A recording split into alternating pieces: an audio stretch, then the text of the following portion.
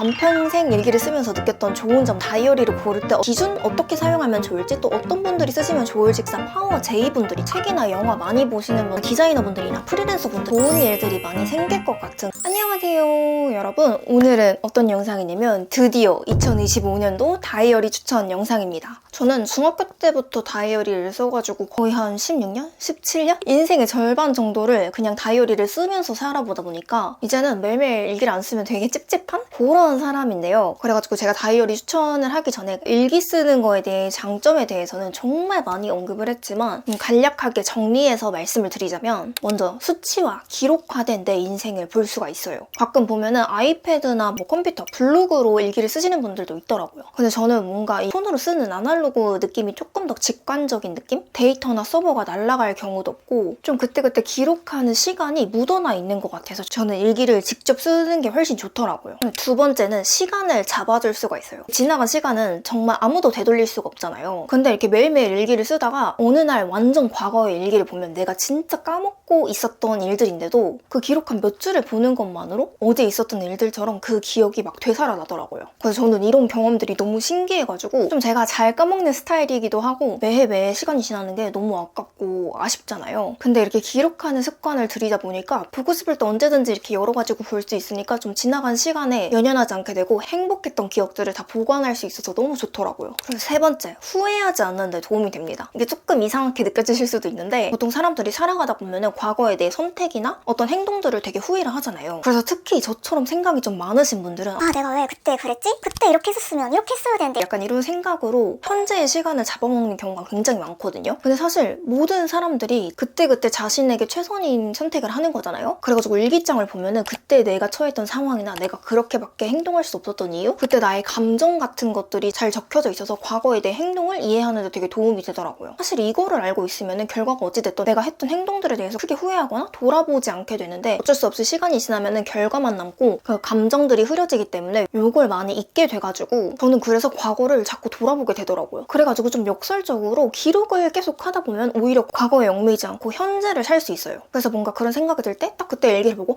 그래서 이랬구나 하고 그 선택들이 납득이 되니까 빨리 잊을 수가 있는 거죠. 그래서 저처럼 생각이 많고 과거를 좀 많이 후회하신다, 특히 인프피이신 분들은 다이어리 일기 쓰시는 거 완전 추천드려요. 그리고 네 번째, 걱정을 덜 하게 돼요. 이게 진짜 심리학적으로 내가 어떤 스트레스나 걱정, 우울감이 있을 때 다이어리에다가 그 감정을 기록하면은 그 불안한 감정이 엄청 진정이 된대요. 그리고 제가 진짜 많이 했던 말들 중에 하나가, 어찌됐든 글을 쓰면 기승전결로 마지막 문장의 끝을 맺어야 되잖아요. 그래가지고 진짜 답이 안 나올 것 같고 정말 머리 아픈 문제들도 어찌됐든 이제 이렇게 해봐야겠다라는 내 나름대로의 어떤 최선의 해결 방법을 찾게 되거든요. 그래서 그렇게 딱 일기를 쓰고 나면은 좀 고민이나 걱정들이 되게 구체화되면서 다음에 어떻게 해야겠다는 계획도 세울 수 있고 속 시원하게 이렇게 털어버리듯이 끝낼 수 있더라고요. 그래서 진짜 걱정 많으신 분들도 일기 써보시는 거 추천드려요. 그리고 마지막으로 내 목표에 가까워질 수 있어요. 제가 고등학생 때 언어 선생님께서 맨날 하시던 말씀이 언어에 예언적 기능이 있다. 그래서 내가 생각하고 말하는 대로 이루어진다고 그런 말씀을 하셨거든요. 근데 이게 진짜 맞는 게, 실제로 저는 매해가 시작될 때마다 그 해의 목표들을 이렇게 일기장 앞에 써놔요. 근데 그게 진짜 놀라운 게 12월쯤에 그 목표들을 보면은 90% 이상은 제가 다 이루고 있더라고요. 이게 너무 광범위하고 말도 안 되는 목표를 세우기보다는 저는 좀 현실적으로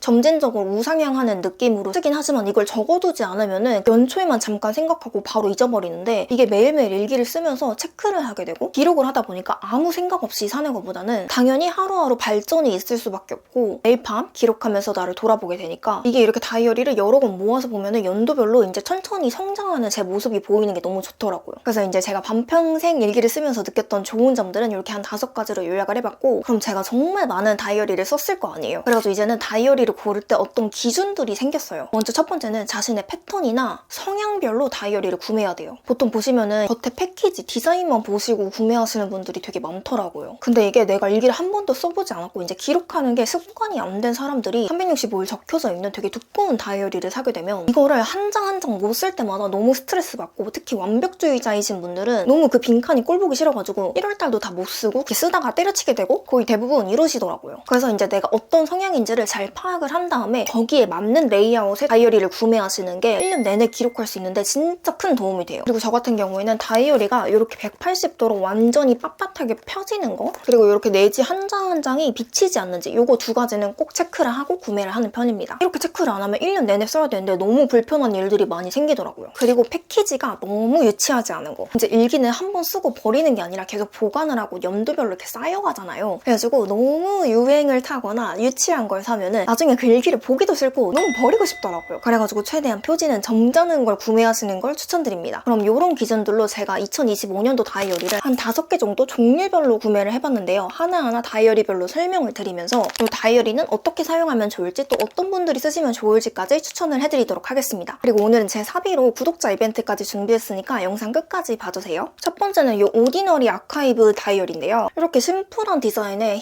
힙한 패키지가 마음에 들어서 구매를 해봤습니다. 뒤에 보시면 먼슬리 꾸밀 수 있는 스티커가 같이 들어가 있고요. 살짝 번지듯한 이 로고가 되게 감각적이고 예쁜 것 같아요. 보시면 이게 레이아웃이 되게 깔끔해가지고 그냥 닦구를 안 하고 검정색 연필로 깔끔하게 기록만 해도 되게 예쁘게 쓸 수 있는 그런 다이어리거든요. 저는 뭔가 나이가 들수록 닦구를 잘 안 하게 되고 되게 형사수첩처럼 글씨를 막 휘갈겨 쓰는 이런 게 더 멋있어 보이더라고요. 그래가지고 레이아웃도 최대한 좀 깔끔하게 쓸 수 있는 이런 내지들을 선호로 하는 편입니다. 그리고 겉에는 이렇게 PVC 커버가 있어가지고 여기 안쪽에 사진이나 스티커 같은 걸 넣어가지고 본인의 취향대로 꾸밀 수 있다는 장점이 있어요. 이제 내지를 보시면 캘린더, 연간, 월간, 주간으로 나뉘어져 있는데 제가 좋아하는 월요일 시작이에요. 여기 위클리 칸에 보시면 칸이 넓은 편이 아니라서 일기를 매일 쓰긴 매일 쓰는데 기록량 자체가 길지 않다. 2-3줄 정도 쓰는 편이다. 그런 분들한테 추천드립니다. 저처럼 이렇게 꽉꽉 채워서 쓰시는 타입이면은 이런 내지가 이렇게 칸이 삐져나오고 글씨가 막 터질 것 같아가지고 좀 보기도 지저분하고 되게 쓸 때마다 좀 모자르더라고요. 그래서 저처럼 기록량이 많으신 분들은 비추입니다. 이게 보시면은 뒤쪽에 이렇게 리뷰 칸이 있어가지고 책이나 영화 많이 보시는 분들한테도 되게 좋을 것 같아요. 다음은 행운의 다이어리입니다. 뭔가 표지만 봐도 한 해 동안 되게 좋은 일들이 많이 생길 것 같은 그런 디자인이라서 한번 골라봤는데요. 이거는 앞쪽에 캘린더가 있고 바로 데일리가 시작이 됩니다. 이렇게 보시면 좌측에 시간별로 기록하고 우측 무지에다가 일기를 쓸 수 있는 그런 스타일이라서 기록량은 적은데 계획형으로 사시는 진짜 파워 J분들 있죠? 그런 분들한테도 좋고 업무용 다이어리도 되게 좋은 내지예요. 이게 이렇게 세로로 긴 형태라서 가방에 넣고 다니거나 들고 다니면서 사용하기도 너무 좋을 것 같고 이렇게 안쪽에 가름끈이 있거든요. 그래가지고 어디까지 썼는지 이렇게 체크도 할 수 있고 이 가장자리에는 센스 있게 월마다 인덱스 표시가 돼 있어서 그때그때 기록을 찾기에 되게 좋은 다이어리여서 업무용이나 파워 J이신 분들한테 추천드리는 그런 다이어리입니다. 그 다음은 이 루카랩 스크랩더 모먼트 날짜형인데요. 내지를 보시면 캘린더, 연간, 월간, 데일리 1, 데일리 2 이렇게 시즌처럼 구분돼 있어가지고 상반기, 하반기를 딱 나눠서 볼 수 있고 이 데일리 칸이 100장씩 200장이라서 되게 넉넉하더라고요. 월간은 제가 좋아하는 월 시장에서 좌측에 주간 노트 쓸 수 있는 공간도 있고 이거는 이렇게 올해 12월까지도 있어가지고 지금부터 쓸 수 있는 게 장점입니다. 그리고 또 저는 마음에 들었던 게 이게 날짜형이잖아요. 근데 이렇게 데일리 칸에 보시면은 날짜가 안 적혀있고 이렇게 그냥 몇 페이지인지 숫자만 적혀있어가지고 그냥 내가 반절 쓰고 싶은 날은 여기까지 적으면 되고 한 페이지 다 적고 싶은 날은 이렇게 쓰면 되고 뭐 안 쓰고 싶은 날은 뭐 먼슬리만 간단하게 체크하고 이렇게 스루해도 되고 아니면 뭐 독후감이나 뭐 영화 리뷰나